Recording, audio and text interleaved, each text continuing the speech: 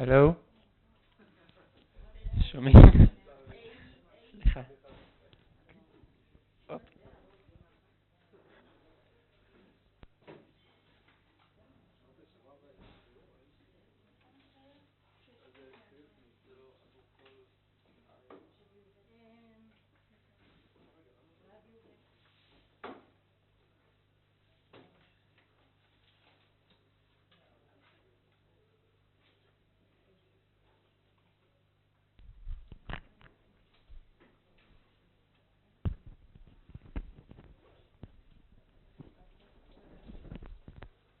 Okay.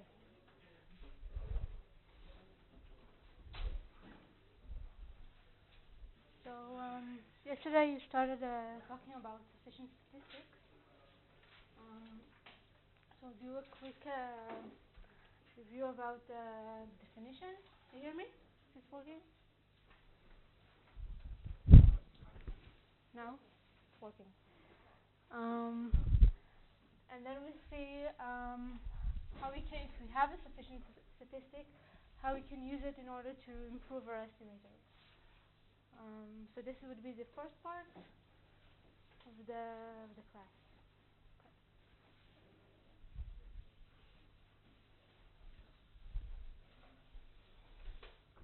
So just a quick reminder. So if we have a sample, so we define any statistic of the sample. Okay, if we have as Tx. Okay, when x is a random variable. So this is a general definition, and the sufficient statistic is for a parameter. Okay, so this is a statistic for the sample, and we say that Tx is a sufficient statistic for the parameter theta. If for all theta in some space, the probability, and also for all possible values of t, okay, for all, the probability of the sample given the statistic and theta equals the probability of the sample given the statistic. Okay, and just here I denote by x. It could be a single sample, it could be n IID samples, just changing the random variable that we're looking at, but it's the same definition. Okay, so what does it tell us? It tells us that if we know the value of the statistic, we don't need theta anymore in order to estimate the probability, the distribution.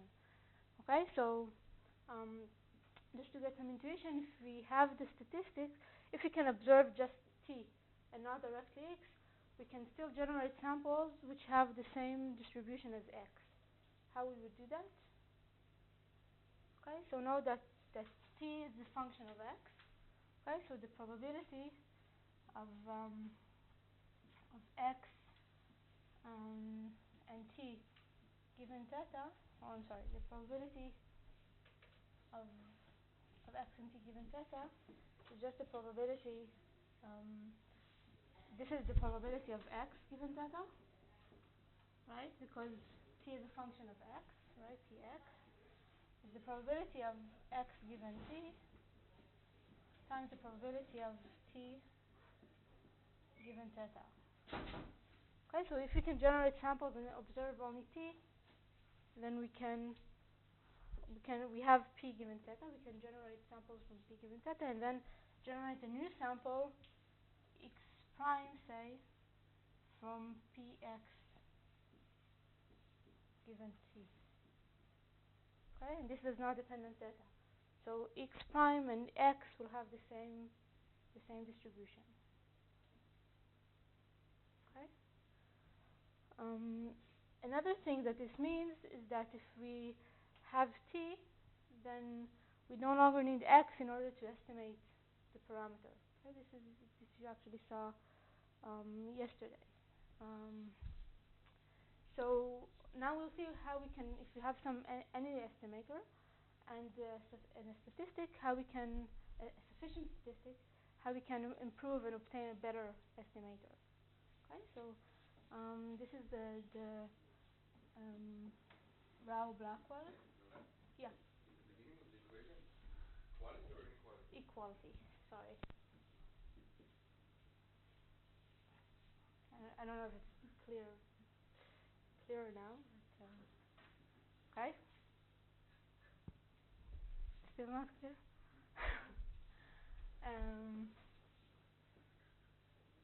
Blackwell theorem. Okay. And it states that for every sufficient, yeah. About this, about how you can, if you have the statistic, you can generate new samples with the same distribution. Okay, so what does it mean? It means that if you can observe t, not x, only t, and you know this distribution, the probability is right. Well, what I'm saying is that if you have a sufficient statistic and you don't see x, you see a function of x. It could be maybe t is not a one-to-one mapping, so you see some compressed version of x, or okay, you don't see everything in x in the sample. You see just a function of it. Okay, it's still enough in order to. You don't need theta anymore in order to. You don't need to estimate theta anymore. You can have the generate new samples with the same distribution. Okay, because you know this. This does not depend on the unknown estimator, and you can generate t from this.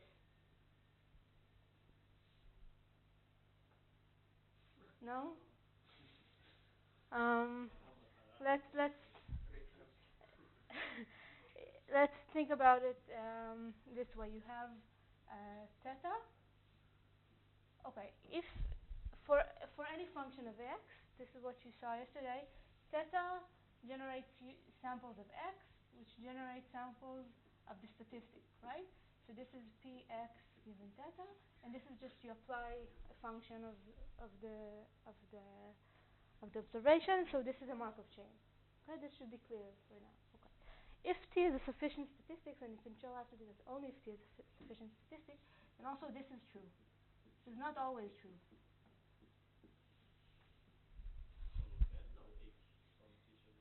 No, but you can generate x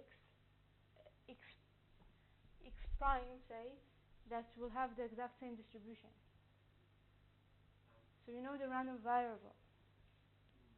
Right, so this would be pt given theta, and this would be px given t. But now we have here a probability distribution that t induces over x.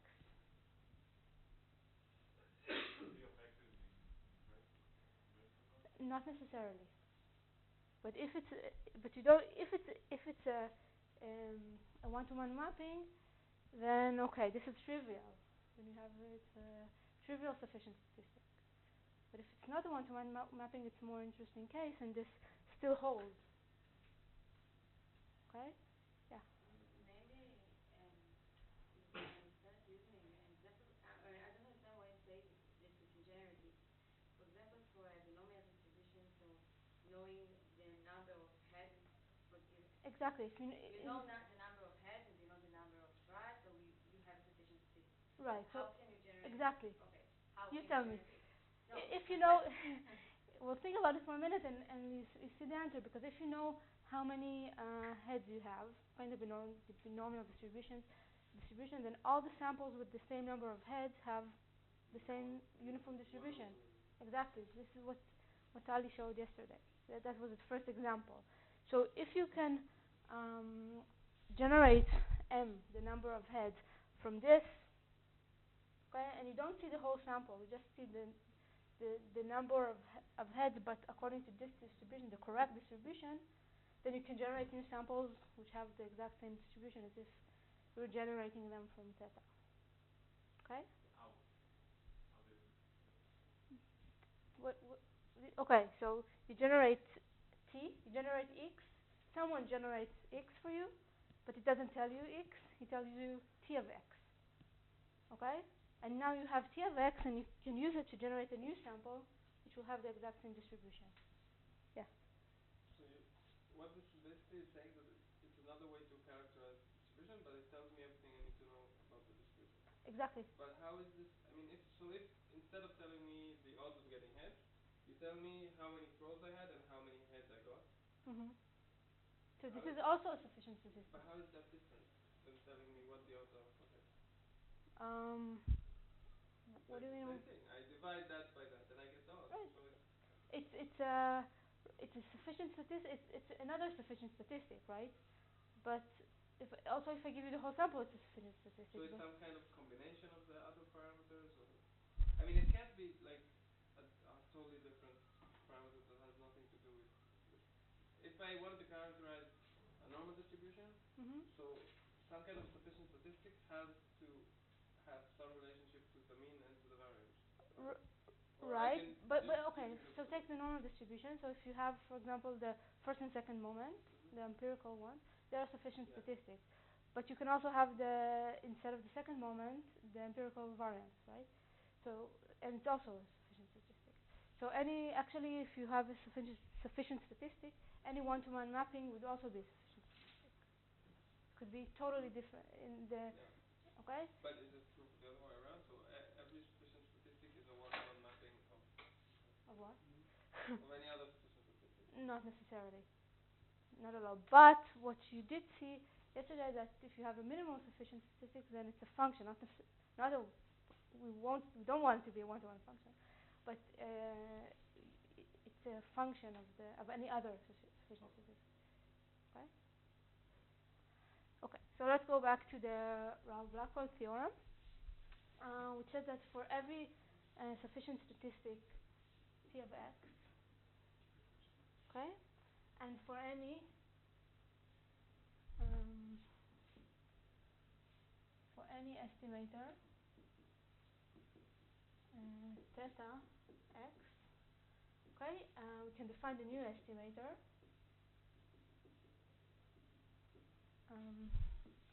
theta, let's call it theta t, okay, which is the expected value of theta x given t,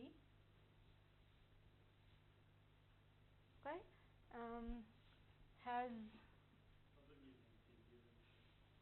okay, so you take expectation here according to px given t.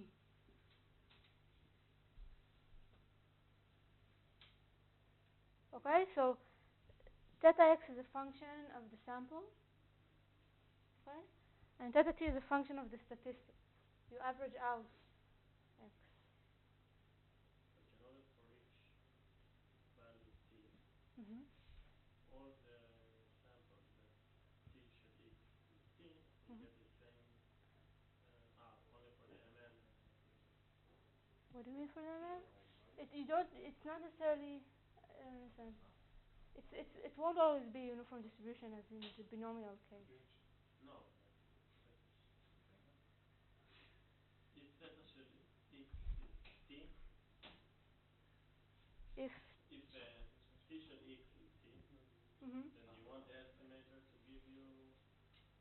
Then the estimator has to give you one value for all the x's such that t shall x is right. So this estimator will do that. This estimator not necessarily. Okay, because it observes x. So what Tali showed yesterday that you can think about a statistic as a partition of the observations, right? So this is a more refined partition. This estimator is based on a more refined partition than this one, right? But this partition is at least as good, right? As good. Can be even better. There are different estimators, right? So the notation here is a bit confusing, if you want. Okay. Has a no. It's ignore it. It just what he said is that it's not the same function. You're right. not the same function, but it's a different function. This is an estimator that is based on x, and this is a different estimator that is based on t. So you can denote it as theta t of t or something like that. Okay, has a better MSE, and what I mean by better is not actually not worse. So let's write it explicitly. So the MSE of theta, allow me to forget about this. Theta t given t for all theta, all values of theta, is smaller or equal to the MSE of the original estimator that we started given theta.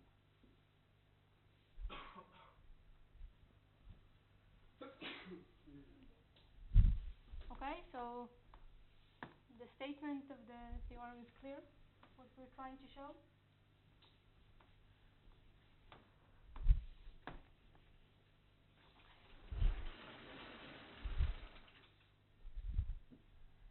So let's prove this.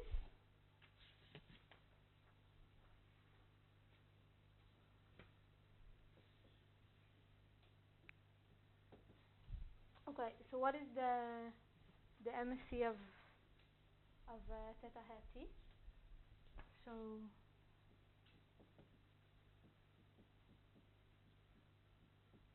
given theta is the expected value, right? But now we take the distribution of t given theta, right?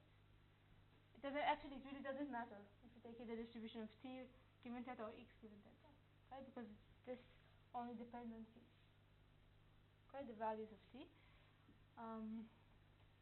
of the value of the estimator minus theta to the square given theta. Okay, so let's write this term explicitly. So it's the expected value over px given t of theta hat x. Okay, so it's the same as I wrote before.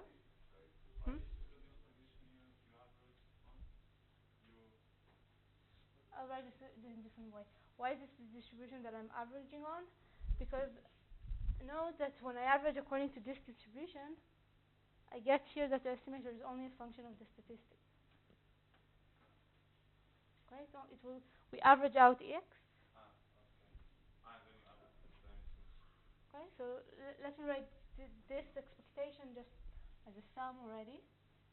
Okay, so we sum here over x prime.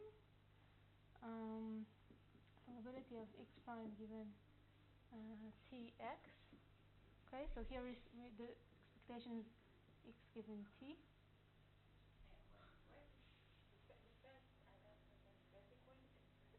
This I didn't finish writing. This is just a definition. This is just the definition of the MSE, the expected value of the square error given the parameter. And you take it with respect to t. Okay, this is what I said. It doesn't. Okay, here we should take it with respect to x. Okay, but it really doesn't matter because this term only only depends on t and the value of t. Okay, so it really doesn't matter if you take here the expectation over x and then you just effectively it will be taking the expectation over t. Okay, so let's just write this explicitly. So here we take average over x, and here it's over x prime of the estimator. Okay, minus theta, and all this is to the square, and this is given theta. Okay, but note that this does not depend on theta, right? And all of these sum to 1, so I can write it this way. X prime is like 3? No. So where Like the expectation of t given theta, which you had before, now you brought it into expectation? yeah, I just substituted here I'm taking. Yeah, you substituted this. Okay, let's write it this way. This is not true what I wrote. T given theta. Yeah, I'm sorry. This is t equals some value t. Okay? This is better now? Much better. Yes. Okay. But if you multiply theta by all the sum, Okay, do so you factorize it? why? Because you multiply here, but the sum is 1. And you don't sum, you sum over x prime. It's not depend on theta. Okay. Okay? So you get the exact same thing. So this term is just like writing the expected value of theta hat x minus theta to the square given a t, or t equals t and theta. Okay? But this is sorry. Yeah. Yeah, I'm sorry. This is correct. Right. And this is smaller or equal than the expected value of the square of what I wrote before. X prime minus theta.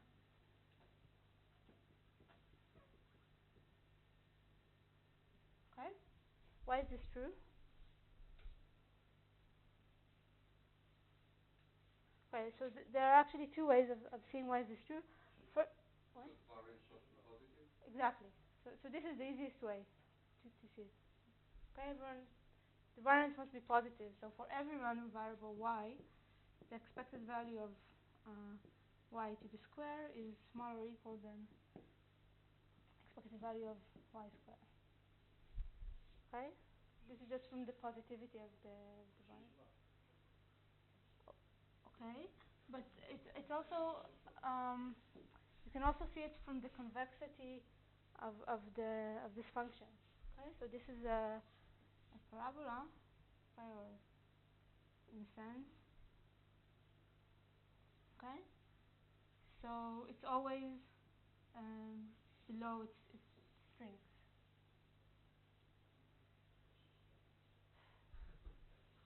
So you can also derive it from Jensen inequality. Okay, so just right. That's what I said. Yeah. So let's write Jensen inequality. Just it's a good inequality to know. So can you explain why the square is outside of the mean? Here? Below. Yeah. Here? Yeah, how does the square get outside? Because the mean is the term here. Okay, you take you sum over all x prime. Okay, so this is the mean. Okay. This term, but the square is for the whole term. Okay, it comes from here. She wrote just the inside mean. Okay. There's another mean outside. Right. This does not equal the whole term. Just what's inside. I'm just looking now for a minute on this term. Include the ribua. Include the square. Right.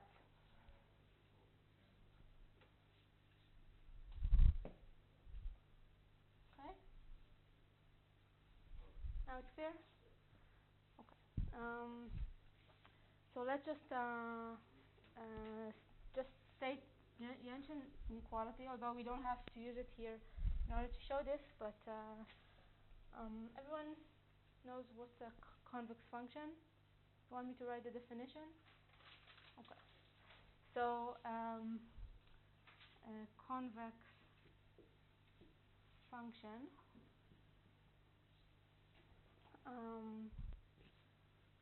let's write it a different way. We say that f is, I'm sorry if you can see it, f is a convex function on the interval AB. Do you have any questions? Okay. The interval AB if for all x1 and x2 in the interval, and for any lambda between 0 and 1, it holds that f lambda x1 plus 1 minus lambda x2 is smaller or equal than lambda f x1 plus 1 minus lambda f x2. Okay? So this is just exactly like saying what we said about the parabola. Okay? So you have some convex function, then it's always below its strings. Okay? So if I take 2 points here, let's do it this way. So if I take this point and this point, we say x1 and this is x2. Okay, and I mix them. So if I evaluate the mixture on the function or I evaluate the mixture of the functions at these points, okay, I'll get that the function of the mixture is smaller. Okay, so this is the intuition, and an equivalent. You can show that this is equivalent to the definition that the second derivative of x of the function for any second derivative is always non-positive, or if it's strictly convex then it's positive, and for all x in the interval. It's exactly the same. It's equivalent. Okay, so actually this is a small detour, but it shows you it's another way to show this. Yeah. Something here is missing for me. The end of the proof. No, we didn't finish the proof. Okay. Okay, this was a small. This is what I said. It's a small detour. Okay, there is an easy way to show this inequality, but we'll also want to use Jensen inequalities that I didn't write down yet, which states, I'll write it here. I'm sorry for the mess. Okay, so what Jensen inequality says is that for every convex function f and a random variable x, the expected value of it's 1 minus lambda f of x2 or yeah.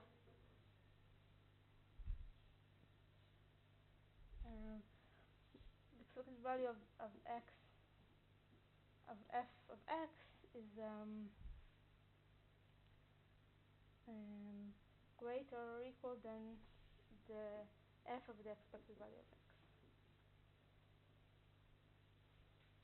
Okay, so this is just generalizing the definition for more than linear convex combination of 2 points.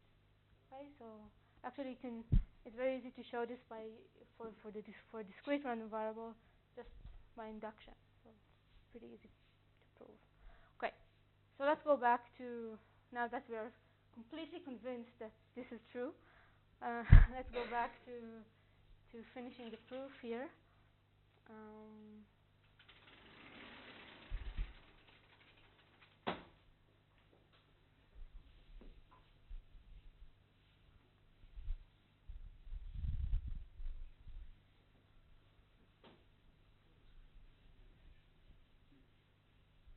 Okay, so now we can take this. Let's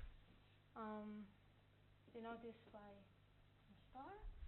So this now is less or equal, then again the expected value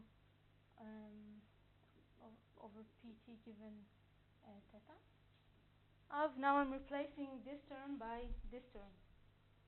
Okay, but what? Okay, so the expected value I'll write it as, instead of expectation, I'll write it as the sum. Okay, it will be easier in a minute. So sum over x prime p x prime given tx. Okay.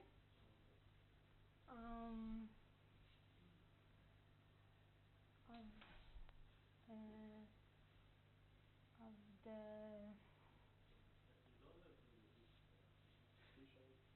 what? Okay. What's the problem? On the x.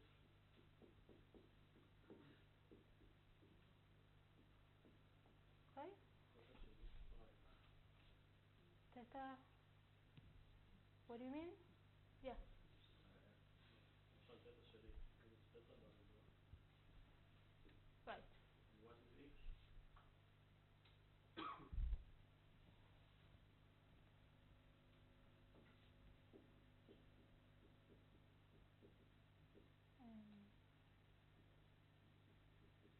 Okay. The function f now is the squared mean.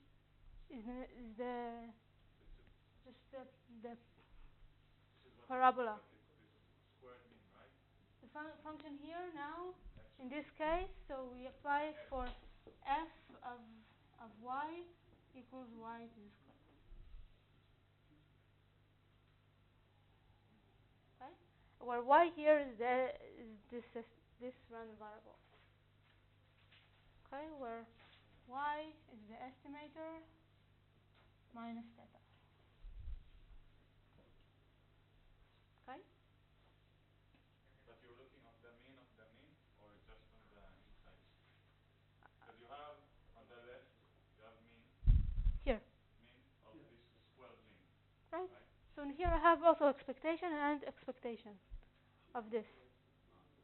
Okay, I just replace the expectation by a sum because it will be convenient, and actually I will replace this one also. Okay, it will be more convenient to see it this way. So now we're summing over all possible values of t, probability of tx given. Okay. Right.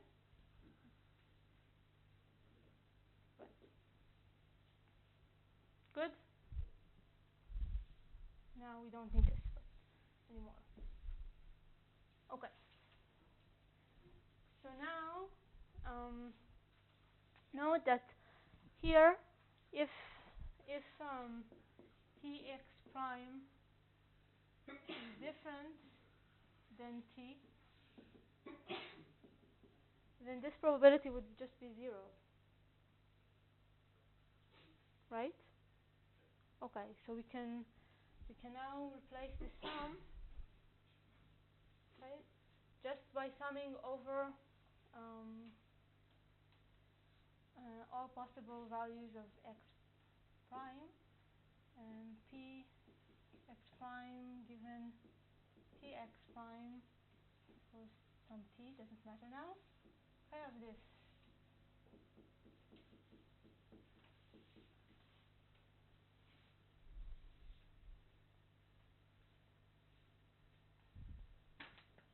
Okay, but since This is the second sum, right? what's that? Oh, I'm sorry, I forgot. Yeah. We need to multiply it by p t x prime equals t. Now it will be good.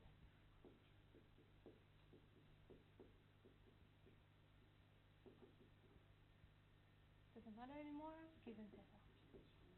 Okay, so now these two sums collapse into one sum. Right, because here you can also write it as, instead of x prime, just x. Maybe it will be easier to see. Okay? Because all the values x prime that are different, that don't have the same t, will just, this term would be 0. Okay? So now, Again? if the probability, if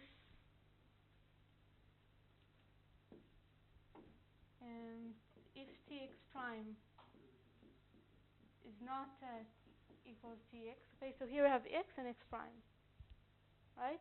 So if Tx prime is not equal, does not equal Tx, then this You need is 0. x prime. Sufficient x prime שווה ל-t. No, so this is x from here, and this is x prime. But after you notice this, then you collapse it to the same x. It's exactly the same.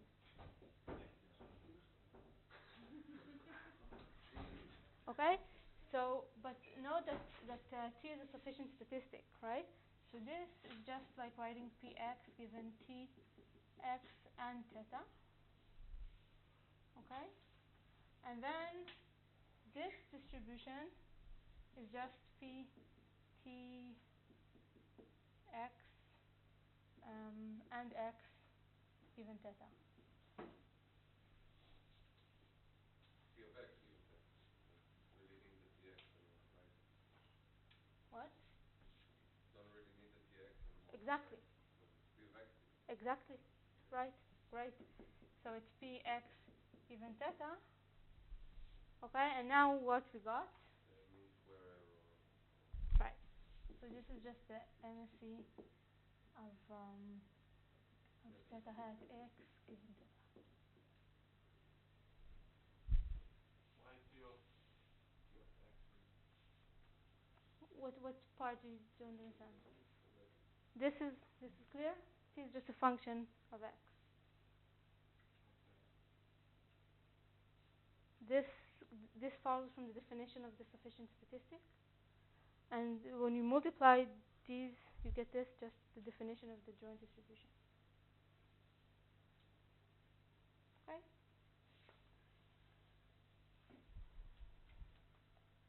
Any questions about this? Not yet. אפשר רק להגיד מה זה t קטן שמה? יש, את סוכמת על x, ש-t של x שווה ל-t. No, it doesn't. You're right. אוקיי, ואז It really doesn't matter if. שווה ל-t של x. בסוף Right. Does it matter if It really doesn't matter. x? No, this is true now. This is okay. You want it to be 0 when it's okay. We could do the summation over x or over t, right? Right. If the sum outside, it really doesn't matter. That's the point. But maybe why it's a bit confusing. Okay. So let's see how much time we have before the break. Okay, I have a few more minutes. Okay. So any questions about this? Okay. You can come to me in the break if you still don't understand. So far we saw that that the exponential family has many good properties when we try to estimate parameters. But what happens when we don't have an exponential family? Okay, so we didn't see many examples of distributions that are not exponential, but actually you see them quite often. And one of the I don't know. Many types of distributions that are not exponential are what we call mixture models. Okay, so there are mixtures of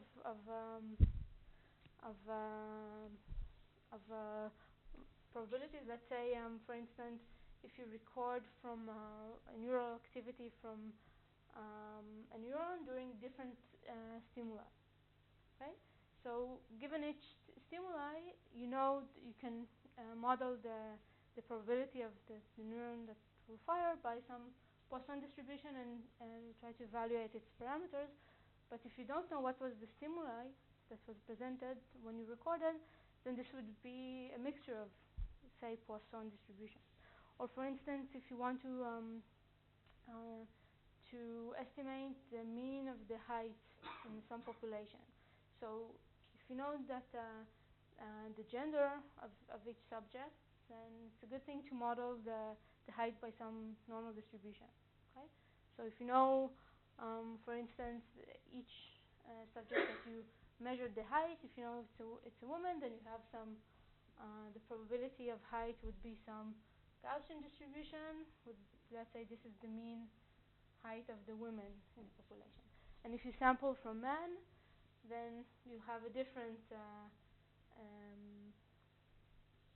normal distribution, where the mean here would be the mean height of men. But what if you don't know the gender? Okay, what happens then? Then the probability of height becomes a mixture of Gaussians, and will look something like this. Okay? Of course, you need to multiply each Gaussian by the probability. By the probability of observing men or women in the population, but then you get something that looks like this, and this is not an exponential family, although it's a mixture of exponential families, okay, of Gaussians. Okay, so in this case, it would look like some. Let's say we have the probability of height would be the probability of seeing a woman times the normal distribution with mean mu w and some variance, plus the probability of seeing a man times the normal distribution of the corresponding mean and variance. Okay, so in general, estimating the parameters of this distribution could be, these types of distributions could be hard, okay, especially if you don't know the underlying parameters, what we call hidden variables. Okay, so let's define these types of the distributions more precisely, and we'll try to see what we can do, although we don't have all the good properties that the exponential family has. Okay, this is called the mixture model. Can you start it after the break? Yeah. What time is it? Yeah.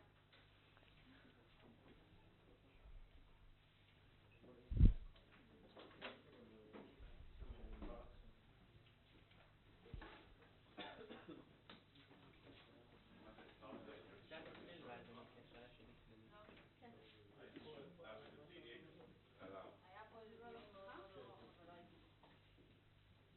מה? יש תוכנת הבעיה? לא, אני ניסיתי לכתוב את זה בכתיב מטריציוני, אבל לא שמטריץ זה וקטורים. זה לא יוצא. את רוצה לעבור מבחינה על חייתי לחייתי? מה הבעיה? אתה יודע מה אנחנו מדברים? על כן, על מה שהם דיברו פה עם הביצוע? צודק? חשבתי על משהו אחר. T של X או T קטן זה לא משנה. כן, לא, מה זה אינפורמציה של X? אנחנו פה על פין. לא אכפת לך מ-X. אבל תראה, זה אותו דבר לכתוב סכום על T של T, זה בדיוק כמו לכתוב סכום על X, זה לא כאילו להגיד אני לא מבין מה שאת אומרת, הוא מבין מה שאני אומרת, כך ש-Tx שווה T, T של זה בסופו של מתמקד, אחרת זה לא נכון.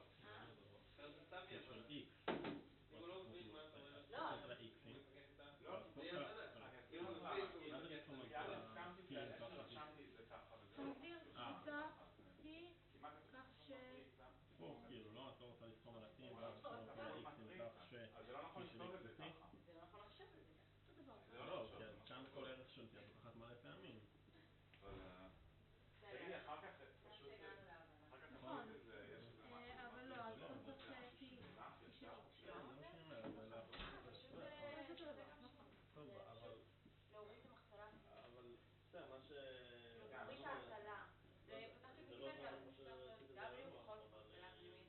כן, אבל זה כאילו התחלתי את W ארביטרי אחד, ובסדר להסתכל לכיוון המתאים, ואז התחלתי W2 שמונח, זה בעצם מה שאנחנו במישור שמונח, ואז עשיתי צעד, אז W2 פתאום אולי יצא מהמישור הזה, צריכה להגדיר אותו לא, מה שעשית ללוח היה בסדר. כן, אני לא זוכר בעיה, אבל לא עשיתי אפשרות שם, אני לא בטוח למה אתה בעצם בפונקציה של כאילו, כשאת אומרת T של X חייב בהינתן T של X, הכוונה היא ההסתברות שאיזשהו משתנה הראשון שווה ל-X תג, בהינתן שה-T של ה-X תג הזה שווה ל-T של ה-X הזה. אז לא, אז בדיוק לא אותו דבר, כי זה... זה שווה ל-0 אם T של X פג לא... זה לא כל כך מוגדר היטב. זה מוגדר מצוין. זה לא... יש לך כבר את X. את יודעת מה זה T של X. עכשיו, כשאת סוכמת על ה-X של תג, את רוצה ש-T של X תג יהיה בדיוק T של X. זה אותו דבר. אני לא... כאילו... זה המשמעות, כאילו, כשאת רושמת את זה בעצם המשמעות. למרות שישנות במאורע שההסתברות שלו יהיה 0. לא, ההסתברות שלו היא לא 0. יש הרבה X תגים שתעברי עליהם בסכמה הזאת, שה-T שלהם הוא כמו ה-T של ה-X קודם. בסכום החיצוני. ברגע שאתה סוכם זה כבר הופך להיות כאילו... למה? יש לי סכום עלי. אבל לא משנה. כן. אוקיי, רשמת פה משהו, ואז יש לי עוד סכום עלי קצת. נכון. אז עכשיו הדבר הזה הוא 0-1. כן. אז אתה עלול להתנות פה דברים שהם 0. ההסתברות שלו היא דלטה. בסדר, אז אבל זה גם מה שקורה פה, כאילו... לא, פה אני מתנה... את פשוט לוקחת אחד, כשהעברת את הסכום הזה לסכום אחד, זה בדיוק מה שעשית, לקחת חלק מהפעמים אמרת שזה 0, חלק מהפעמים אמרת שזה 1. אנחנו חושבים שהדבר הזה מוגדר היטב בכל X. כן, פשוט לחלק מ-X הוא נותן הסתברות 0. פה אתה עלול להתנות במשהו שההסתברות שלו היא 0. אבל אז המשמעות שההסתברות היא 0, כאילו לא יכול להיות ש... זה יכול להכניס את ההגדרה. כן, זה הרי... הרבה פעמים נותנים כשכאילו הסתברות A בהינתן B כשההסתברות של B היא 0. נכון, יש... אז זה פשוט שההסתברות של הדבר הזה היא 0. כן. כאילו, שים לב שיש לך שתי דרכים לכתוב את ההסתברות המותניים. לכתוב את זה X given Y בתור P Y בתור PY, אז יש פה בעיה. הרי נכון אנחנו... אבל בסדר, אתה לא, צודק. כי מה המצב? הרי בכתיב הזה שאנחנו אומרים P של X בהינתן T של X זה לא כתיב מלא, כי נכון, כי תמיד צריך לרשום, הרי מאורע זה לא X, מאורע זה שהמשתנה שלנו X גדול שווה ל-X קטן. בסדר, זה גם פה, גם פה... ואז המשתנה פה זה בדיוק זה, המאורע פה הוא ש-T של ה-X הזה, T של ה-X הזה שווה ל-T של... זה לא אותו X. לא משנה. זה אותו X. אז זה אבל X, זה לא אותו X, כאילו נקרא לזה נגיד X בר שווה ל-בר קטן. פה אתה גם תכתיב X בר וזה בלי ה-X, זה ככה. המשנה מצב. וזה ככה. בסדר, זה... ואז זה באמת יכול, זה מאורע שהוא יכול לפעול את זה. כאילו זה בדיוק אותו דבר. יש איזה... סמנטיקה, אבל זה חשוב. כן. בתרגיל ההוא, זכרתי לכולנו, היה איזה משנה עם רוקר, שאלו אותך את זה כבר? עשיתם גם איזה נקודה ולא קו ישר? כן. יש כמה אנשים, אולי נראה מה נדבר על זה ונדבר על זה רק אמור את הנקודה? זה לא טעות? זה אמור את נקודה. אבל יש אינסוף ספים. נכון. זה פונקציה שמתאימה בין אלפא ל-1 מינוס בטא. נכון?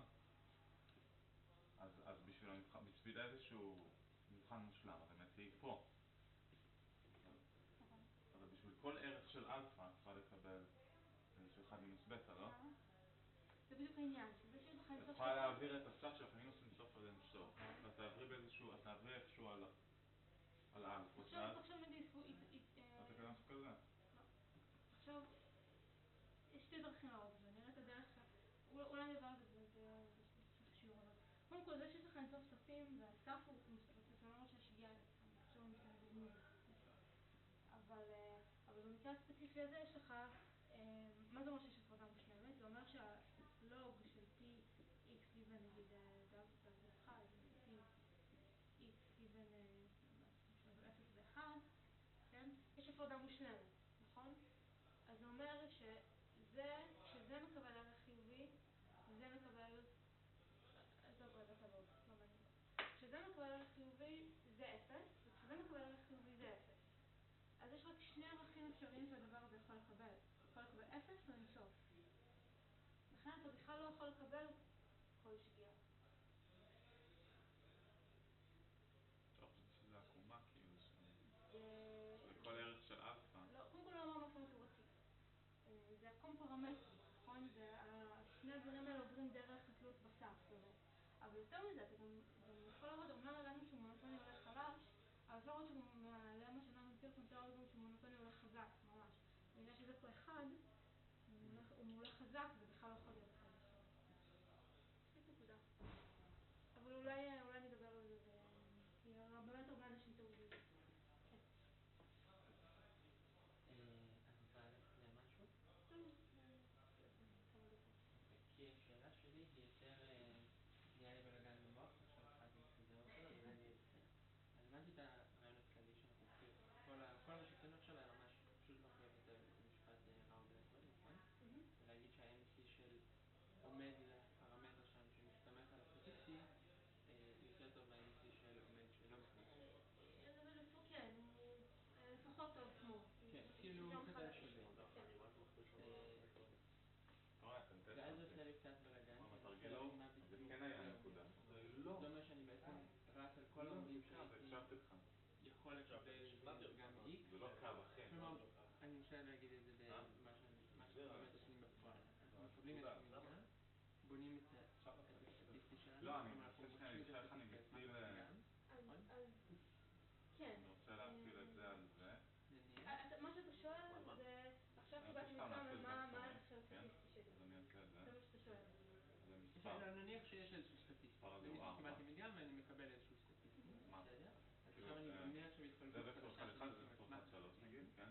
נכון, שהיא ידועה לך. אני מעוניין רק ברכיב אני עכשיו הזה. מסתכל על רק בהתחלה. כל העומדים כמה זה יוצא? שהייתי מקבל. כמה הפרופיל הזה? נכון. על סמך כל הערכים שהייתי יכול לקבל לסטטיסטי בכלל? או על סמך כל הערכים שהייתי יכול לקבל ל-X בהינתן ההתפלגות של הסטטיסטי? בדיוק, אני מציעה לפי הדבר הזה. X בהינתן. זה לא נכנס מסקנה. כמה שאלה, זו שאלה כאילו טובה. מרגיש שאני עושה קצת... איך אתה יכול לחשב את זה נכון? כאילו, זו שאלה מצוינת. זה ההיטל של אחד על השני, לא? אנחנו נחזור אותנו למה שאמרתי בתחילת השיעור, שאם יש מה לך זה הוקטור הזה? סטטיסטי, אז אתה יכול חלק לייצר כן, זה דגימות. צריך לחלק.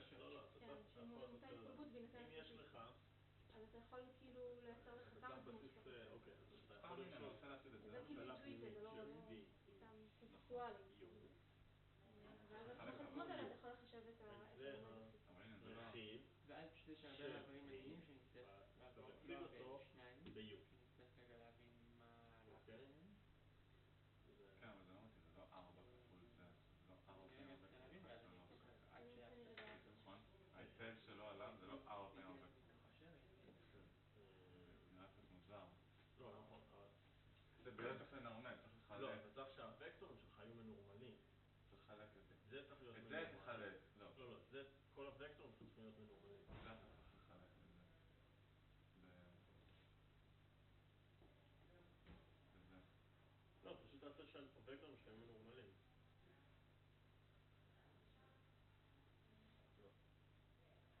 לא. אתה כאילו ככה. למה? יכול להיות שזה יכול לחלק ב... זה אותו דבר. כן, זה אותו דבר, פשוט נורמלתי אחרי זה. אתה צריך שהבסיס שלך יהיה מנורמל. יהיה אותו נורמלי, זה לא... כאילו, מה זה הבסיס? הוקטורים שלך יהיו מנורמלים. באופן עקרוני אתה לא צריך בשביל להציל וקטורים, לא צריך, כדי להציל וקטורים, לא צריך שהם יהיו מנורמלים. אבל זה לא קצת מוזר, זה אפילו שציירתי כאילו, כן. זה 1-1, כן. זה 1-3. אתה מציל אותו עליו, מקבל וקטור הזה, נכון? 1-3 כפול... זה 1-3 כפול... כפול מה? כפול מספר שקטן מ-1. זה 1 כפול... לא, לא קטן מספר שקטן מ-1. מספר שקטן מהנורמה של הוקטור 1-1, שהנורמה שלו היא שורש 2. מספר שקטן משורש 2.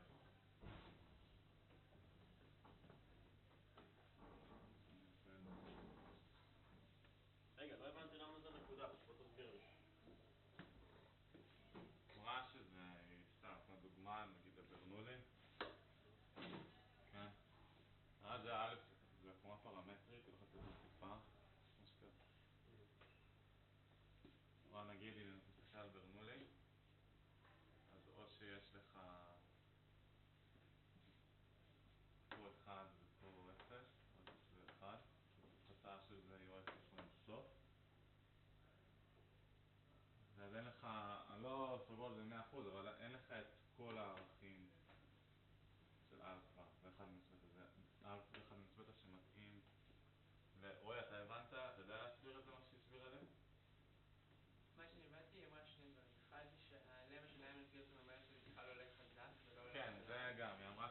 אני הולך חזק. כאילו כן, שזה שיהיה לא- מה זה לא שתוכל יכול לעלות להגיד. ככה? איך הגעתם לדבר עם זה? שזה הולך, שזה תמיד שאלתי גדול. את רותם על זה בחוץ. מה זה הולך חזק? זה גדול, זה לא גדול שווה רגע, שאל פשוט. אותה עכשיו? נכון. שאלת אותה על התרגיל? על זה? על זה שהיה את זה בתרגיל כאילו? כן. ומה היא ענתה? היא אמרה שזה נקודה. אבל בסדר, אבל מעבר לזה שזה נקודה. אז אופציה אחת זה בגלל שזה בין לב השיניים פתאום אפשר להוכיח שזה הולך חזק ולא הולך לאט, ואם התחלת מאחד אתה תישאר פשוט אחד. אתה לא יכול... אתה לא תישאר אחד. לא, אתה לא יכול לשנות את אתה זה. לא יכול לעלות עוד מאחד לא פשוט. אומר שאתה לא יכול לשנות את זה. זה אומר שלא באמת כל ההסתברויות של השגיאה יכולות להתממש. או שאתה כן. מקבל, כאילו אתה מקבל רק שגיאה אפס. אתה לא יכול לקבל גם שגיאה אפס וגם חצי וגם חצי. זהו, זה אני... אז זה לא ארוך יותר. כן. זה לא... זה פשוט קרב שמורכב מנקודה אחת. זה לא קרב. איפה הרחבתי? למה? נגיד, אתה נותן איזשהו מבחן שהוא ממש טוב, למה זה נכון? אלפא שלו תמיד קטן מחצי, נגיד. למה זה נכון? אז הקרב שלך יסתיים איפשהו בחצי, ולא ימשיך לך משהו. כאילו יתחיל מאיזשהו, יעלה עד איזשהו ערך שהוא מתחיל באלפא שווה חצי. אז מאלפא שווה חצי עד אלפא שווה אחת, לא יהיה... אבל מה זה אומר שהמבחן הזה הוא כל כך טוב כאילו, אם זה מבחן סף, איך המבחן סף יכול להיות שלא כל האלפא? נראה שזה יכול לקרות באינדקס אלגוריתם רבי גם. דרנולד, יש לך רק של אחד, אז כזה. אתה תקבל... מה? רגע, לא, אתם לא תשאלו אולי אותה? תסבירו לכולם.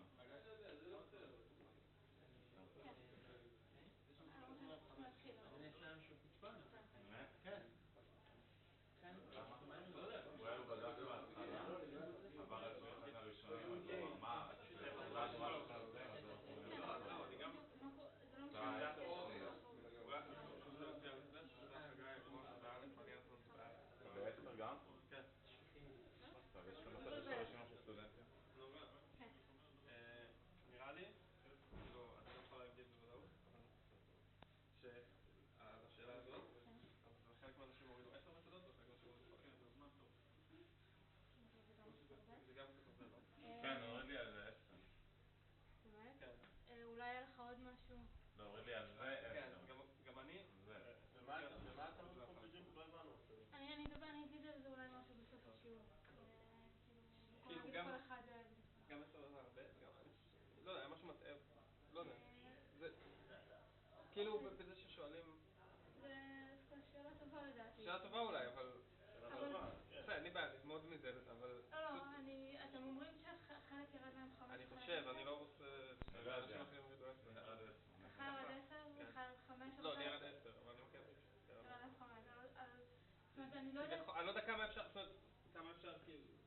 עוד דברים פה, זה או שעושים ככה או שעושים ככה, כאילו, זאת הבעיה. כן, תראה, זה גם קצת אולי שאלה של איך כתבתם, מה הסברתם, אם כתבתם ולא הסברתם כלום, אז הוא מן הסתם יוריד את זה. מי שכתב והסביר משהו, כתבתי והסברתי, אבל זה אם זה...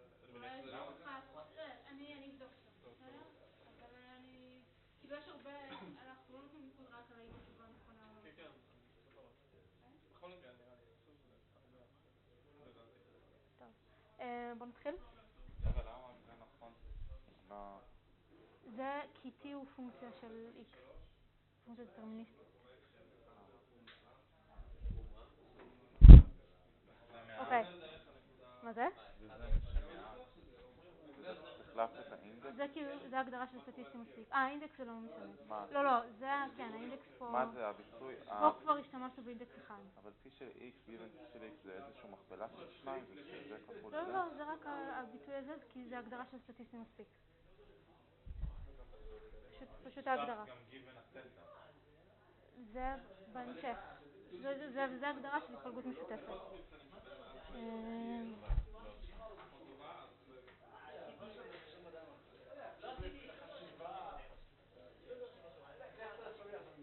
Okay, let's start.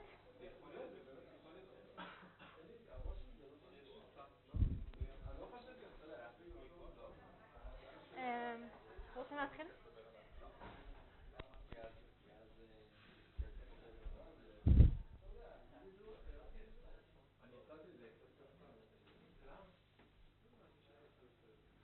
Okay, so...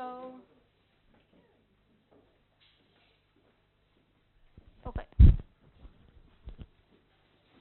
So let's define precisely what do you mean by a mixture model. Okay. So just as an intuition, you can think about it as some variable z that generates another variable x. Okay, where we might not observe z. So z is called a hidden variable or a latent variable or hidden state, or we'll soon see that you can think about it also as clusters. That this we'll see later on today, I hope. And you have another variable x that is generated according to z. Okay, so this is just a simple graphical model for describing this. So let's assume that z is we'll consider now only finite mixture models. So let's assume that z is taken from some discrete space with k values. Okay, and we assume that we have some probability over z. Okay, we denote it by say pi z. We need to require, of course, that all pi's will sum to 1, right? It's a probability. They all should be between 0 and 1. So the mixture is always linear? What do you mean by linear? Like this p, this priors. So if you take like... Okay, so what does it mean that we sum to Gaussians? Right, this is a linear combination of Gaussians. But why do we do this? Because if you don't know the gender, then you need to average out the variable that indicates the gender, right? So the probability now of the height, the probability of the height given the gender, given that the subject is a woman. I mean, this probability of height will always be a linear combination of this. Yeah, so Like you need to sinus of this Gaussians. Right. So what did it? Okay, you're trying to ask how this fits the model. So you're right. So this would be p pi of let's say z 1, and this would be pi of z2, right? And we have here two hidden variables, which are the gender, and this, right, is the probability of, in this case, the height is our x, of x given z1, and this is the probability of x, given z2. So if you know z, then the distribution is easy, and if you don't know z, you need to marginalize over the z. So this is why you get here a linear combination. You're right. Marginalizing will cause distributions of this form, linear combination. Okay. So okay. So here our latent variable is the gender, which we assume some distribution over it, and we have some random variable ex that belongs to that has some support. It could be continuous or discrete, doesn't matter. And I assume that we observe the x. This is what we see. Okay, and we also assume that px given let's say the random variable z.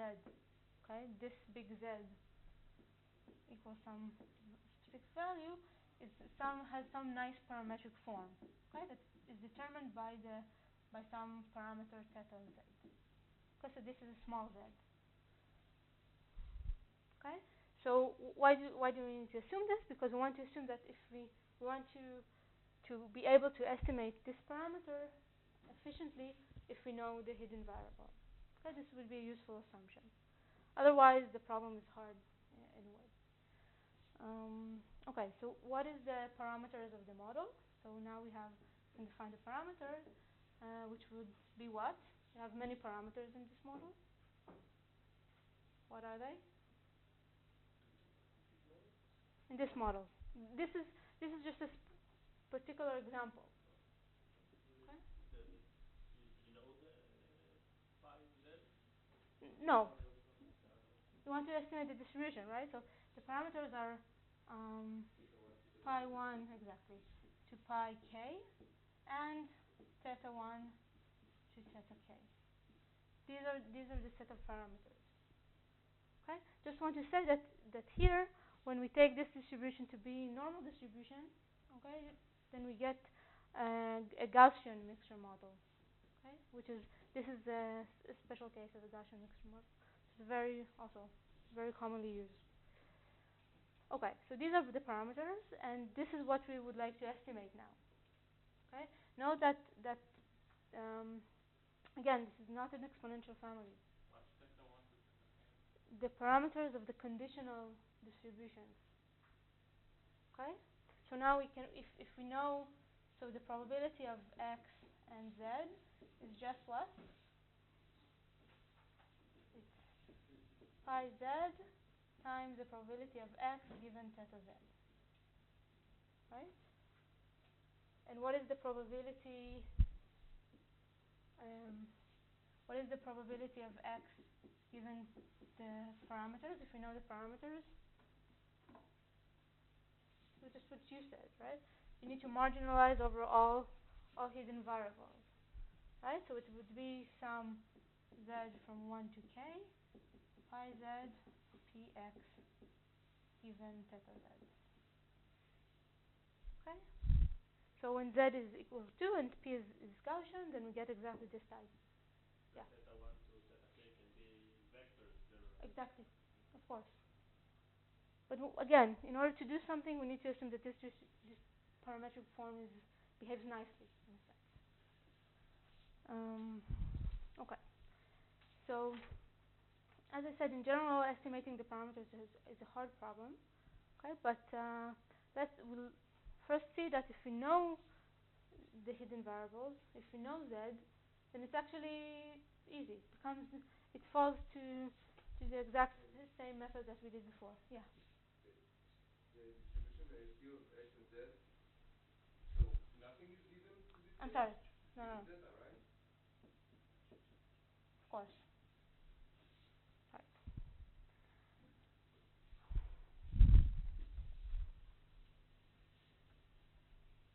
Okay. So what can we do if we observe x and z? Okay. So let's say now we have a sample of points. Let's assume they're IID also, as we always do, of n data points. So just intuitively, what would you do? Just intuitively, if you now do observe z, okay? Let's assume for a minute that we can see the hidden variables, and you get a sample of x's and z's, and you assume that they're all IID. So just intuitively, how would you estimate the parameters?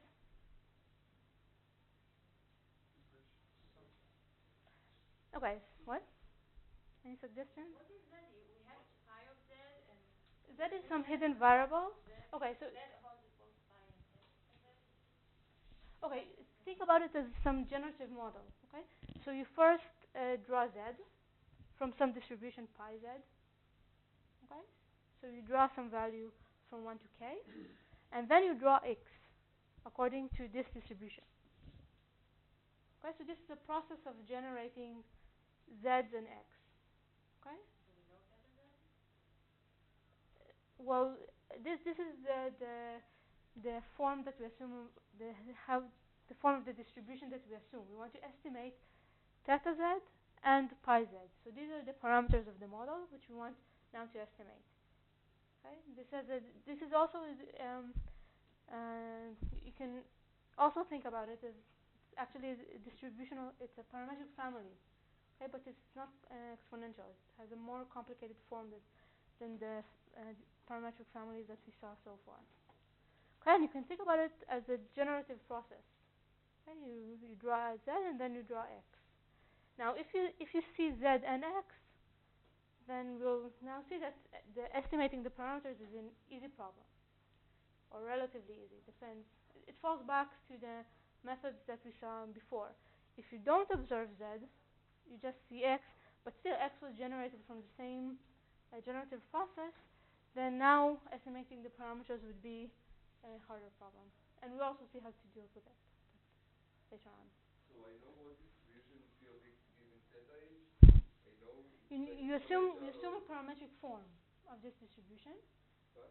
You assume a parametric form. Like I For instance, I just erased it, but for instance, you can assume that they are Gaussians, and you want to estimate their mean, okay. for example. So given samples, I just create empirical distributions to estimate distribution. Okay, so you're given this sample, and you create what kind of empirical distribution? Like a histogram Of what? of X given Z and Z. Okay, so what you're basically saying, and it's correct, let's partition the sample, okay, according to the different values of Z.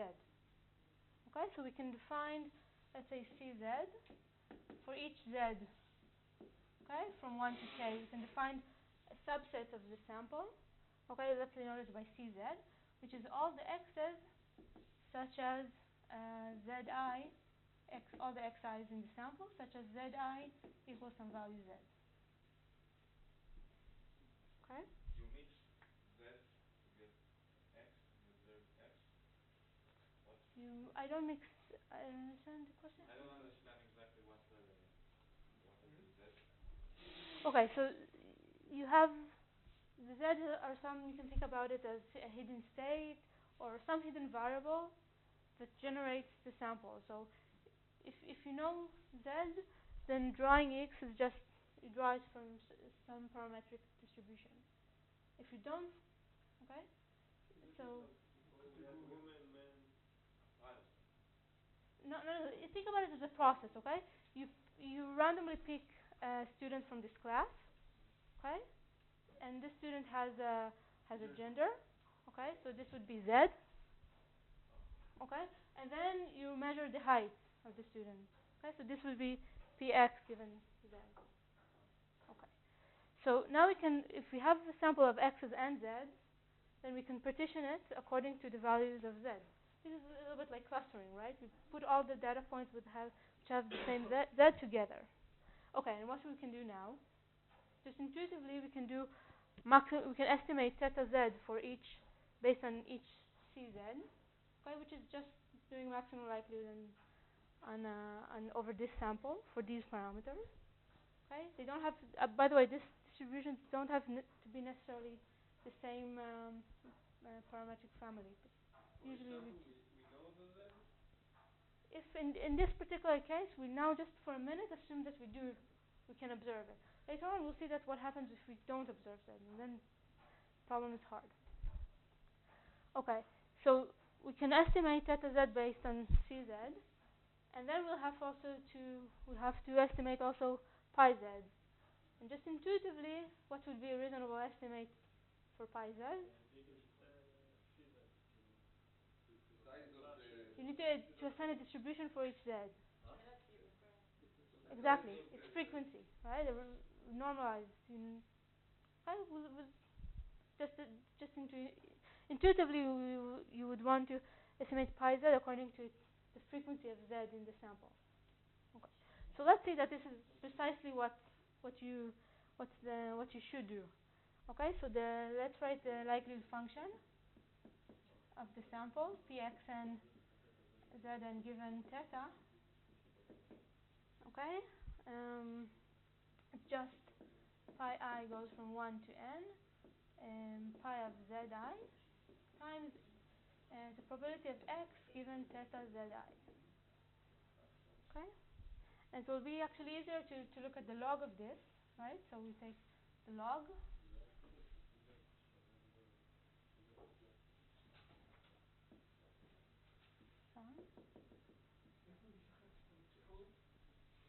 Okay. Okay, so this is clear. This is the likelihood function. This is just, sorry, it should be.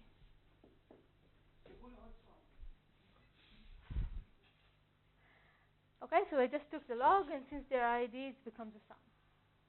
Okay, this is the product. This is what we do always. Okay, this is everything here. It's in the log. This is the estimation of theta. This is the log likelihood function. We are trying. Eventually, our goal is to estimate the parameters of the model, as we always do. Okay. So, I can rewrite this as a sum over z, not zi, over z from 1 to k, all possible values of k, and then sum over x in cz, log pi z, right? Now I'm splitting the log, plus log of pi x given theta z. Is it clear? They didn't do anything. Okay, but this does not depend on x, so I get here sum over z. The number of times z appear in the sample, I denote it this way, log pi z, plus, this is everything in sum, log p cz given theta z. Why is that so? Because here I sum over all x's in cz, and we assume that they're IID. Okay, so I get just the probability of the sample. Okay, this is a sample from this distribution. Okay, so now what happens? We want to maximize this function, right? So let's call this okay. Before I maximize this function, I want to what we actually want to do is maximize this function, but we need to add a constraint, right? We need to make sure that all the pi z sums to 1. So we can do this by introducing the Lagrange multiplier. Okay, so let's define the Lagrangian, which is a function of theta and some parameter, which is let's call this let's call it small l of theta. Okay, so it's small l of theta minus lambda. Yeah. It's the number of times z appeared in the sample. Okay, make sense? Pi z minus 1. Okay, so we introduced this term in order to make sure that our estimates for pi z all sum to 1. Okay, so now what we want to do is to derive this function, the Lagrangian, with respect. First, we want to derive it with respect to the parameters, to theta, to each theta z. Then we want to derive it with respect to pi z, trying to do maximum likelihood, right? And then we need to derive it also to find the Lagrange multiplier. Okay, but we'll see that actually we don't need to do that. But first, let's derive it according to theta z for each theta z. And what we get, so this term does not depend on theta z, and we only need to derive this term, right? So it's just the likelihood function and theta z. But this is the likelihood function, right? So only this term depends on theta z. So it's exactly like deriving the log p cz, which is the sample given theta z, which is exactly maximum likelihood on the cluster. Okay, so if this problem is easy, this is why we had to assume that we can that this parametric form this parametric family has a nice form, and we can easily, if we can do maximum likelihood in this family, then doing maximum likelihood and the mixture, when we know the observed the hidden variables, is reduced to the same problem. Isn't it missing a sum there? No. Sum over z. No, because I'm deriving it according to theta z. So all the terms that are not z. Okay, for each. Okay. Okay. Next, we need to derive it. We need to derive this Lagrangian according to pi z. Okay, but what we'll get from here? Okay, we just need to derive the log. So we get the number of times z appear in the sample divided by pi z, and from here we get minus lambda. We need to equate this to 0, and then we get that pi z equals the number of times z appeared divided by lambda. Okay, so why don't we need to do anything further? Exactly, lambda is just a normalization factor. Exactly, so we know exactly what it is. What would it be? Exactly. So this is exactly what Autumn said. I think that our estimate would be exactly the normalized frequency. Okay, so this all makes sense, right? But what happens now when we don't know the z?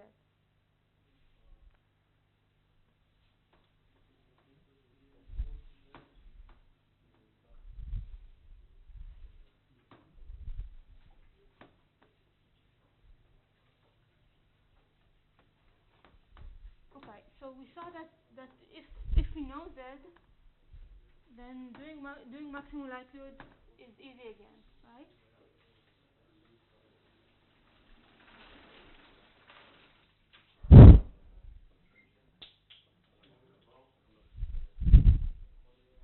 Yeah. Yeah, sorry.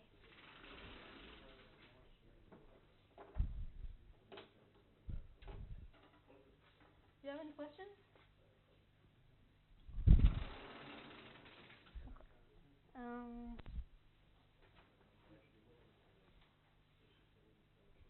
Okay, so if we don't know z, then the probability, as I wrote before, the probability of a sample, okay, then we need to marginalize over all possible,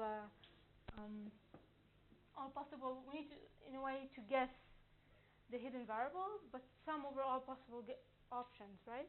So we need to sum over z1 to zn, right? All possible samples of the probability of xn and zn given the parameters. Okay, and xn is what you observe. Now we have a sample. Again, as we had before, we have n IID samples, but now I'm not telling you what z are, what the zi's are. You only see x. And should Zn and Xn be the same size? With the same size Yeah. samples? Because for each x you have an underlying z. Each xi was generated from some zi. Okay? So what we'll have now,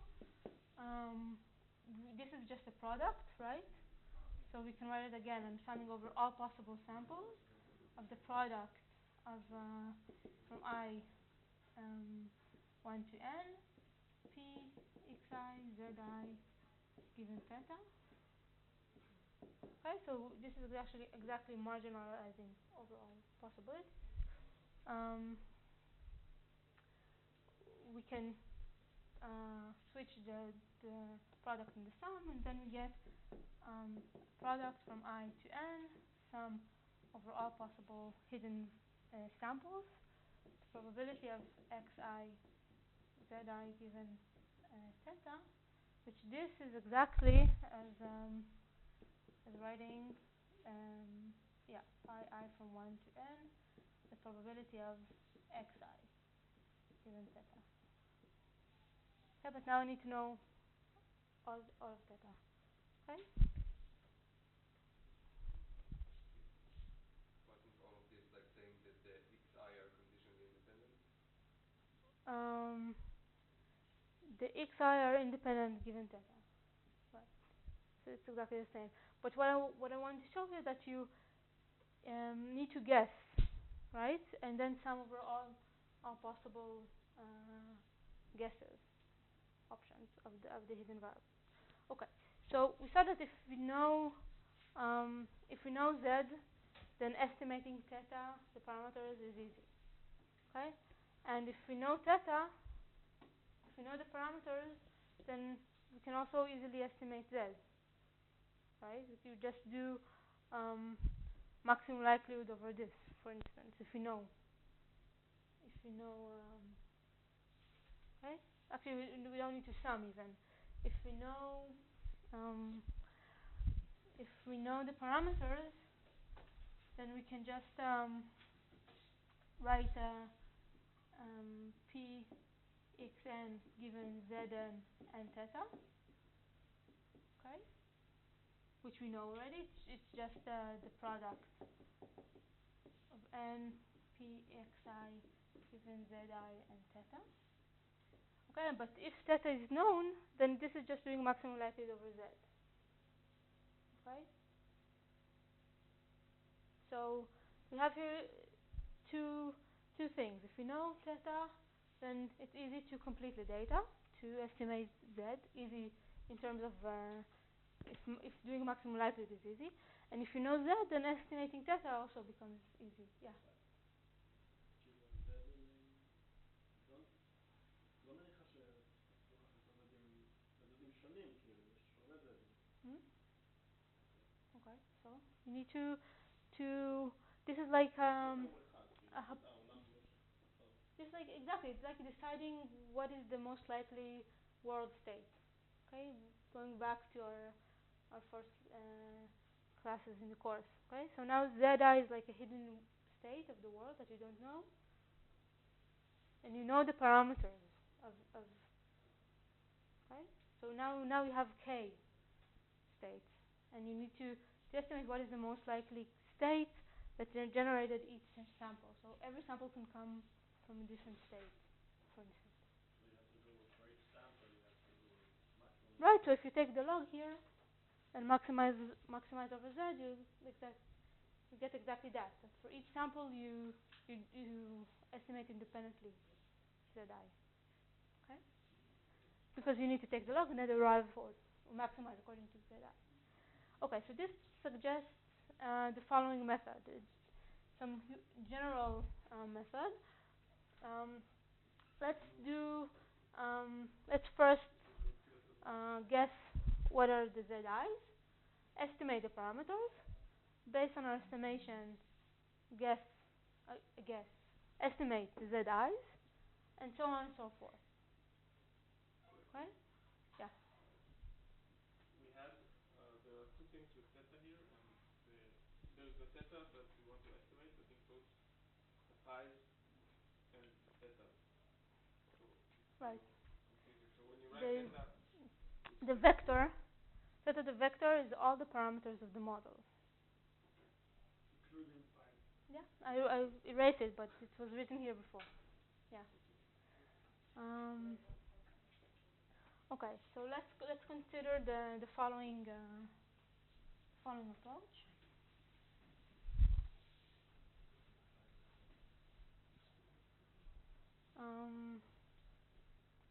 Okay, so let's do something like this. One, we can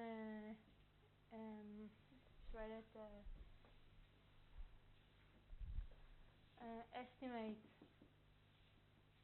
zi given some estimator of the parameters. Okay, this is the first step. The second step would be estimate the parameters, okay, given zi, okay, or zn actually.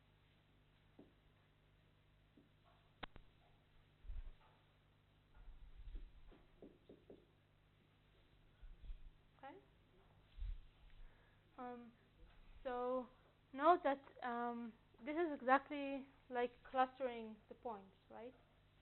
We try to. The first step is assigning the points to the clusters, right?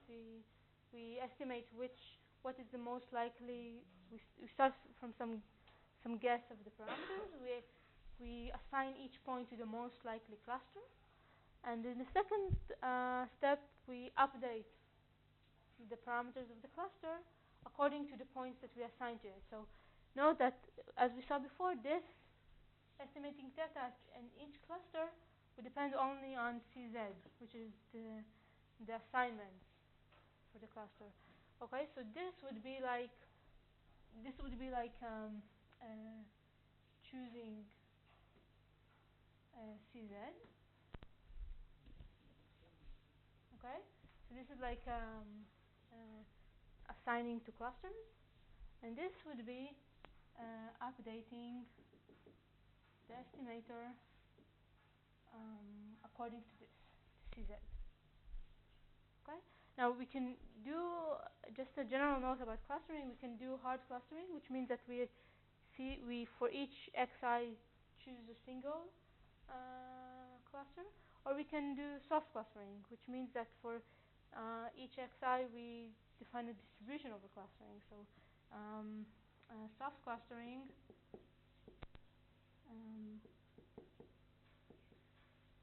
would be to choose some given xi and theta for every xi. Okay, so we have some soft assignment to clusters. Okay, so let's see a very specific example of this idea. A very popular clustering algorithm, which is called the k-means. Okay, and it's based on exactly on the same idea. Just one note about this before I move on. How do we know that we stop?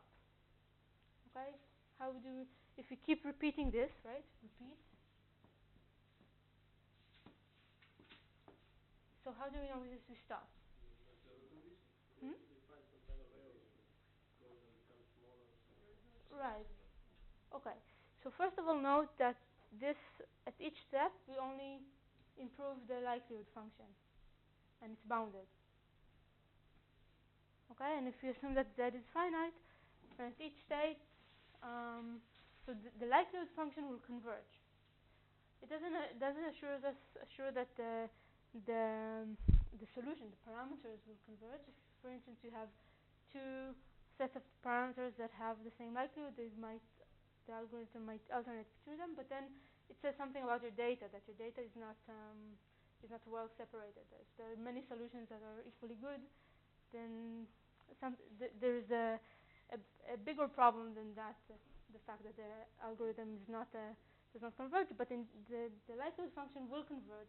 However, it will converge or might converge to a local optimum and not a global optimum. Okay, finding global optimum in this setting is hard generally. Okay, the likelihood function is not concave. Okay, so let's move on to the k-means. Means clustering.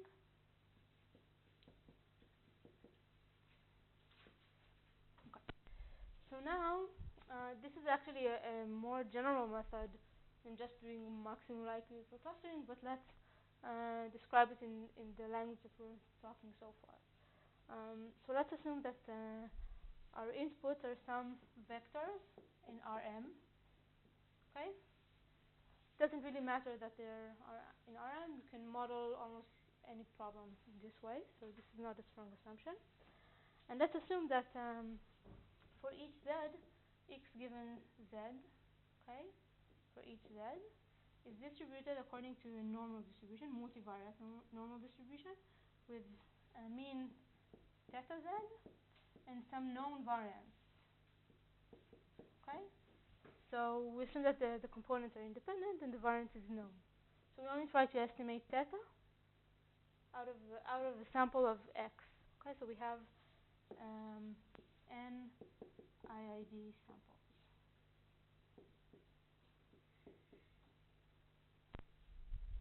Okay. So what it just right? What is this distribution? The exact form would be 1 over square root 2 pi sigma z to the power of m times the exponent of minus 1 over 2 sigma z to the square, the norm of x. Actually, this is not exact equality. This is f of x given z. Norm of x minus mu z to the square. Okay, this is just a definition of. This is just the density function of the multivariate normal distribution. Okay. So So as we said before, if we have an assignment to clusters, then estimating theta for each, this is theta. So estimating theta z for each cluster would be, okay, so what would be theta z, the maximum likelihood? It will be, let's say, given an assignment, given Cz, okay, an assignment for all z. What would be theta z? It will be the arg mean. Okay, it's just doing maximum likelihood for the mean of the normal distribution. Okay, so it would be we need to minimize the exponent. So it's just arg mean theta z sum over all the sample xi minus theta z to the square. Right? This should be clear to everyone by now. Okay, which is what? Note that the sum here is over x in Cz. Okay? The mean, right? So it would be 1 over the size of Cz sum over x, where x is in Cz. Okay, x here are vectors. So this is just the centroid of the cluster. Okay, so if you have, let's illustrate this. So if you have some points, okay, let's say here you have 2 clusters. Okay, so you first assign each point to a cluster. Okay, so you color the points according to which cluster they belong to, and then you set the centroid of each cluster to be the mean, okay, of the cluster. And then again, okay, so now we estimated the means, the parameters. So the next step would be, let's reassign clusters in order to maximize the likelihood. Again, okay, this is the we assumed already that we started from some random initialization. So we assumed that we did the first step just randomly, okay, and then this was the second step. We estimated theta. Okay, and now we need to do again the first step. Reassign the points to clusters. So what would be the optimal assignment that will maximize the likelihood? Exactly, assign each point to the cluster which centroid is closest to the point. Okay, so let's write it explicitly.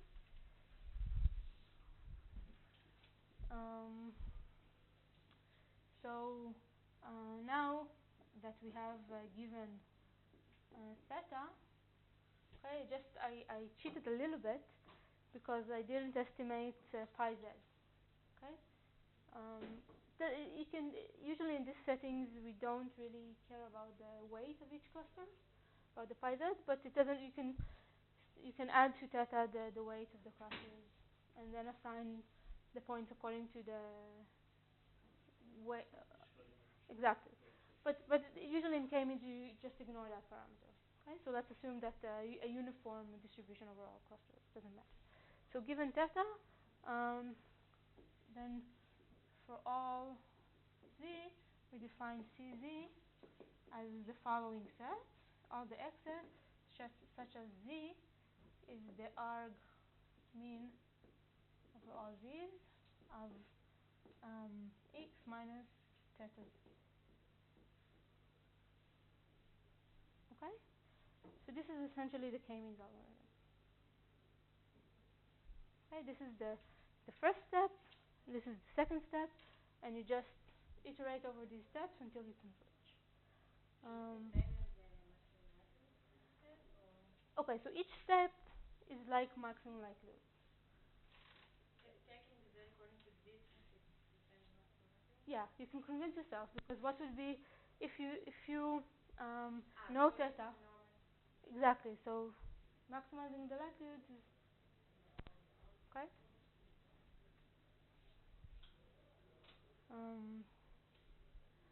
Okay. So each step is maximum likely, but together they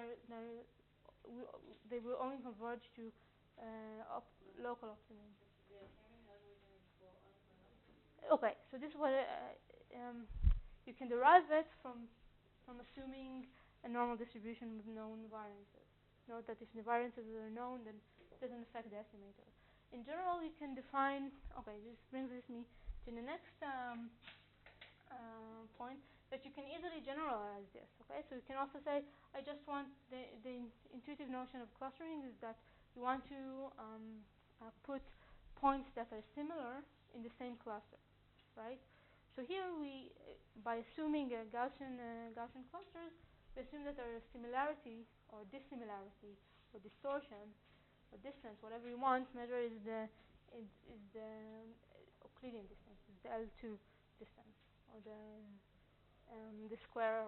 But you can also define any distortion measure. So it doesn't have to be even a metric; it could be anything. But as long as it captures what you want to, the dissimilarity between, let's say, x and the centroid. Okay, so you can define any distortion function like this, and then you want to minimize the sum over z, and within each cluster the sum over cz of d. Okay, so you want to find assignments and parameters that minimizes the distortion within each cluster. Okay, so this is a simple generalization of the K-means algorithm, not just for the square error. Okay, so that's it for today. Any questions? If you want, there was one question in the exercises that many students asked me about it. So if you want, you can stay another minute. If not, you can leave. That's okay. But it was about the ROC curve. Okay, I think it was question in exercise 3. It was question 1b, I think, right?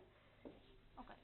So the question was, if you have, what is the ROC curve if you have two distributions with a perfect separation? Okay, so what we call that the ROC. Okay,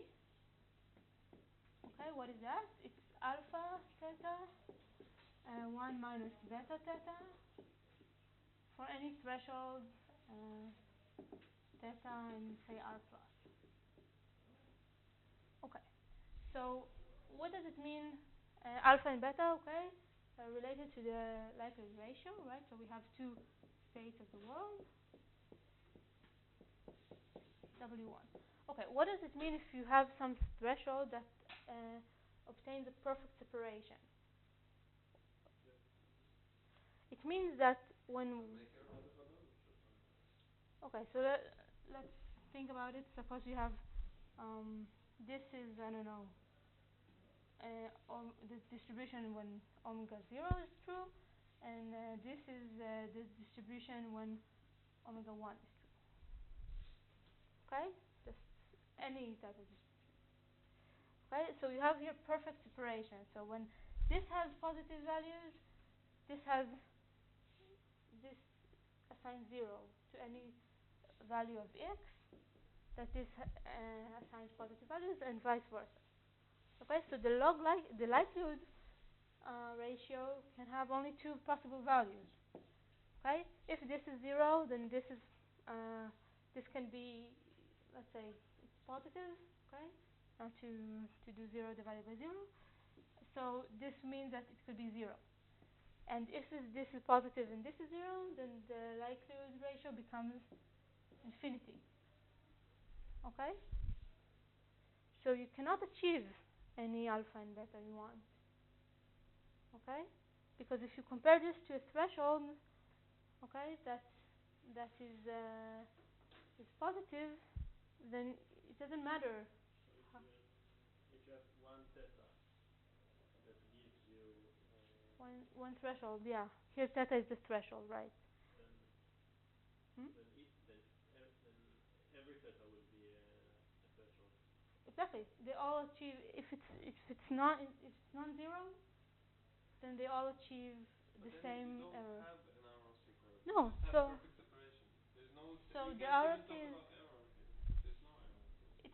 it's the optimal case that you want, right? The optimal But scenario. So you have here 1, and the ROC is simply the point. Okay? So in this case, the ROC would be the point 0, 1, which is perfect. Okay? So this is well defined. Okay? This is a parametric curve. but We didn't say it's continuous. If you think about, say, Bernoulli variables, then the ROC will not be continuous. It will still be monotonically increasing, and you can actually show from the Neyman-Pearson lemma that it's strictly monotonically increasing. If you use the stricter version of the lemma, which means that it cannot be a line. Many students said that it's the line. This is not a line. Okay, so this was clear. Many. Okay. the question was easier, I think. כל אלפא שיש לך כאן שאלפא נורא קטן, אז משמעות שאלפא Yeah. אבל Even what we. בקשר לעקומה, אתה חושב שלמדנו על עקומה, אבל היא חייבת לעבור דרך הנקודות 1, 0 ו-1, 1? גם, פשוט אמרנו את זה, אני חושב שזה הסיפור, כי אף אחד לא יוכל לקבל את זה שזה לא יהיה בנקודות האלה.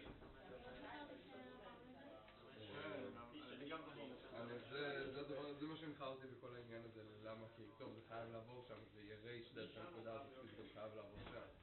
לא משנה. יש לי שאלה.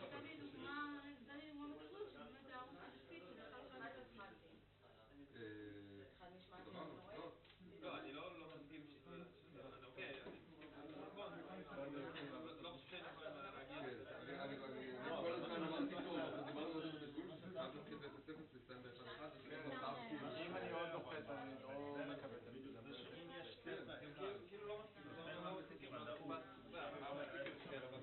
בכל הוויקיפדיה, כן. הוויקיפדיה כאילו זה מין משהו שהולך להיות דבר כזה.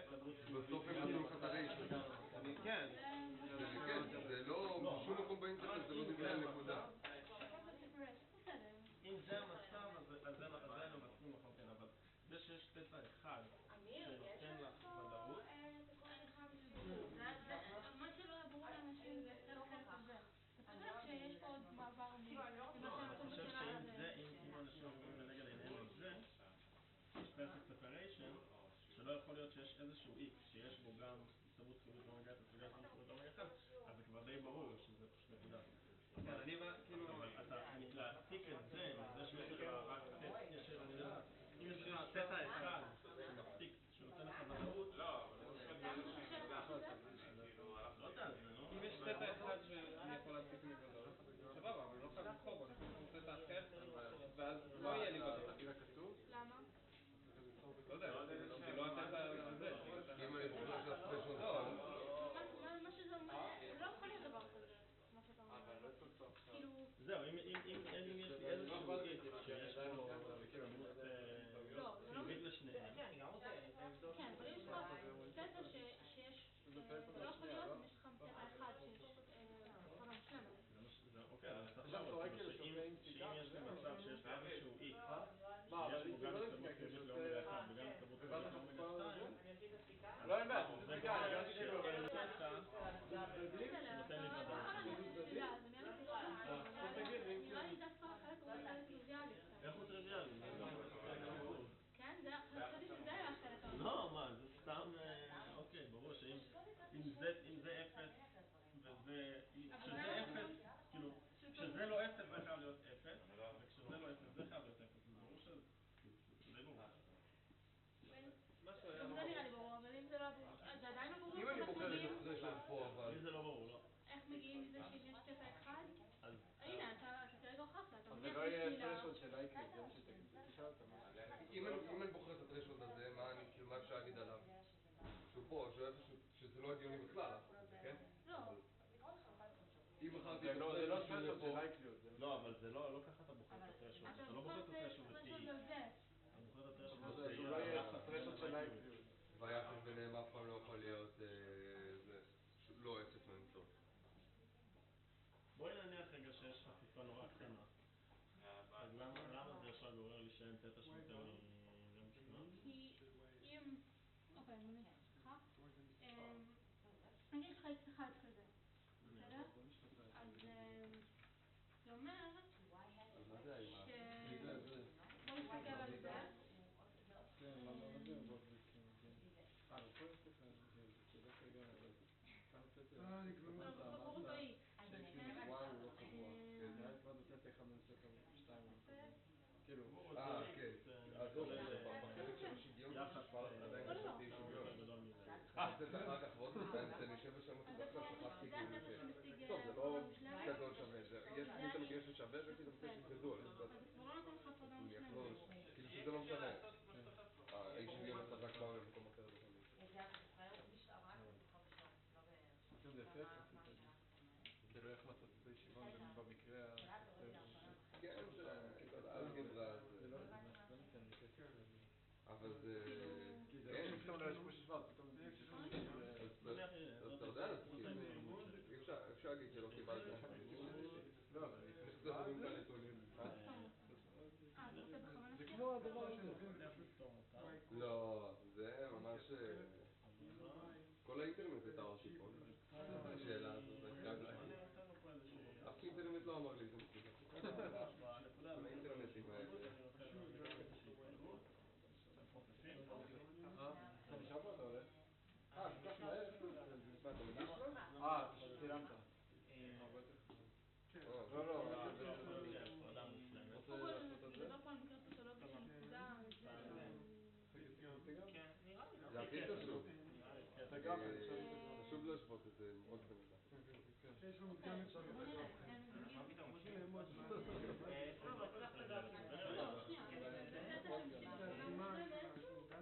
אבל זה על זה שכל כמה דברים כמו להתייעדסים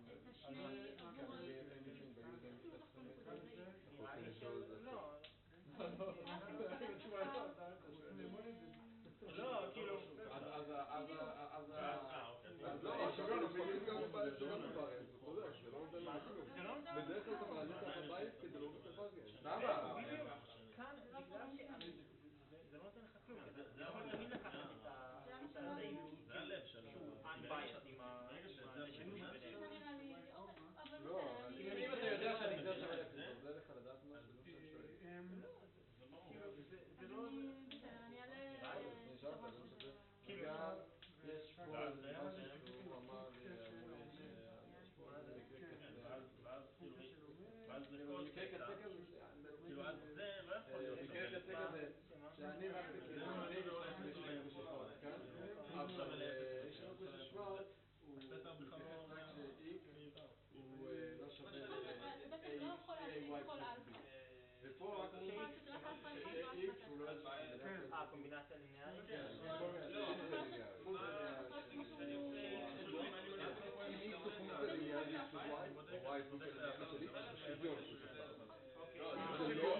שוויון עם שוויון. לא, זה המקרה. אבל סתם כאילו יש שוויון חזק. זה קורה רק שזה לא. אבל פה לא כמו זה בקשר. זה לא... זה לא כאילו מאוד תלוי. לא, רק מה השאלה? לא יודע אם אפשר להרוויח משהו. אז הבנו שאם זה, אז בעצם חוזר ל... שזה קבוע, שפשוט להוסיף פלוס קבוע ל-estimation. אבל... שזה לא משנה לנו כאילו את הווריאנט. כאילו הישבן פה, לפחות הישבן של האלבה. זה משנה את הקרב עם אוברהאונד, אבל זה לא משנה את הווריאנט. אתה יכול להרוויח משהו מזה? לא. כי אני... זה מה שזה, אתה לא משנה את הווריאנט. זה היה נראה לי כאילו אתה מגדיל את הווריאנט, לא עשית כלום בווריאנט. אבל רגע, מה שמעניין אותך, אתה צודק, מה כן שינית? הווריאנט. אז זה דופק את ה-MSE כאילו. אבל לא יודע, זה נראה שאלה מוזרה, כי זה בכלל לא קשור לבאונד. למה? זה מראה לך שהווריאנט, הבאונד הוא אותו באונד. אבל רק שים לב שזה תלוי. אני גם בלי לעמוד על זה. תלוי. במה זה תלוי? זה, מה זה תלוי? לא, סליחה. זה בכלל לא קשור לשאלה, כאילו, יכולתי לענות על זה, זה כן, נכון? למה אתה לא חושב? למה? כי אתה יודע שהשונות היא לא השתנתה, איך אתה יודע? אני לא משנה את הווריאנט. איך אתה יודע שזה לא השתנה? איך אתה יודע כאילו... כי אומר שזה רק קבוע, פלוס קבוע, יכול להיות משנה את אבל הווריאנט. שהקטנת את הווריאנט. כאן עם הרב אתה לא יכול להקטין את הווריאנט. אבל אומר, אם אתה מוסיף קבוע, אתה לא משנה וריאנט. אבל אתה כן משנה את ההטיה. נכון. אז סבבה, אבל אני אין מסכים לך- שזה לא... רגע. אבל זה לא קשור, זה כאילו לא קשור לשאלה, נכון? כאילו יכולתי... אנחנו זה לא קשור דיברנו על סקאמר ראו בהקשר של... אתה אומר כי אתה יודע שהנגזרת היא אפס? אתה דיברנו- יודע שהנגזרת של ה-B לא, אבל דיברת על זה מתי הנגזרת שזה של unbiased. ה-estimator היא אפס. אתה לא יודע זה. מה שעניין אותנו זה ה-MSC. אז כשדיברנו על עובדים לא מוטים, כל מה שהיה לך אכפת זה השונות.